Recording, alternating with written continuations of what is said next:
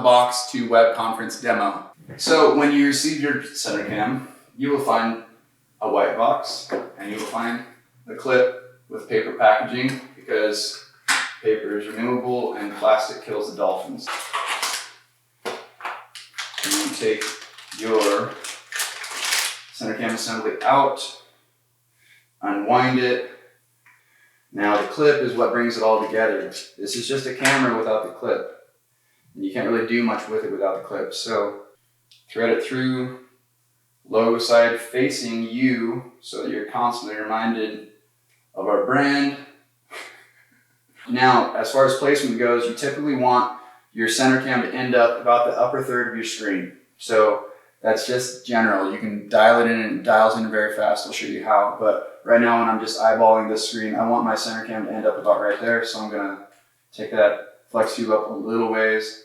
And I typically like positive tension on that. That means when I clip this on the screen, it's actually gonna have tension there. If I wanted passive tension, I would clip it into both the front and the back, and that would create a situation where I could just kind of squeeze it into place. A couple of options. And I'm going to plug it into the Mac.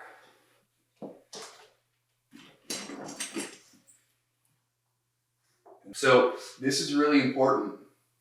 I was testing some products the other day, and we do quality control here, and all of a sudden the camera was sensed by the video conference software that I was using, but I had a black screen. And we've actually answered a couple of customer support emails about this. An important thing to remember is that there's a little lens cap here. And for those of you who are photographers and videographers, we've all done it. So nothing to be ashamed of. This is CenterCam in the Zoom window here. And this is my associate Damon. If you've wondered who is answering customer support emails, Damon is the gatekeeper. But his framing's a little bit off. Can you turn the CenterCam down a little bit so you're framed a little bit better? Yeah, like such. And since CenterCam is fully adjustable, he can do that pretty simply. He just did that. So I have a bunch of windows. I purposely left my window really cluttered just because I wanted you to see the dynamic of how you actually use CenterCam where we're going. So our big thing is eye contact. The problem with screen edge webcams, they're up here, but Damon is right here.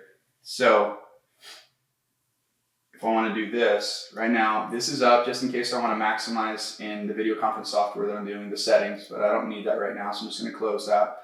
And then all of a sudden I can either move the window or I can move the camera. So the camera, I just go down a little bit, boom. But now I'm able to actually see Damon. He's able to see me. We can have a conversation.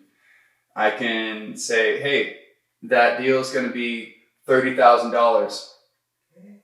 Wow. Yeah, I can see all of the nonverbals that happen when I highball or lowball this gentleman that I'm on a sales call with. If we're in a coaching call, I can say, Damon, tell me more about your childhood. Well, it was pretty great. My parents were perfect. No. Get to the nitty gritty. But anyway, I can see, like, based on our rapport, based on eye contact, based on all of that, there's all the subtle things that make human interaction natural.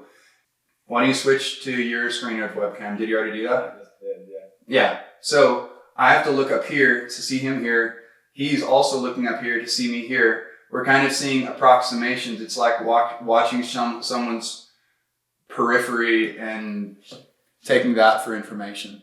So let's switch back.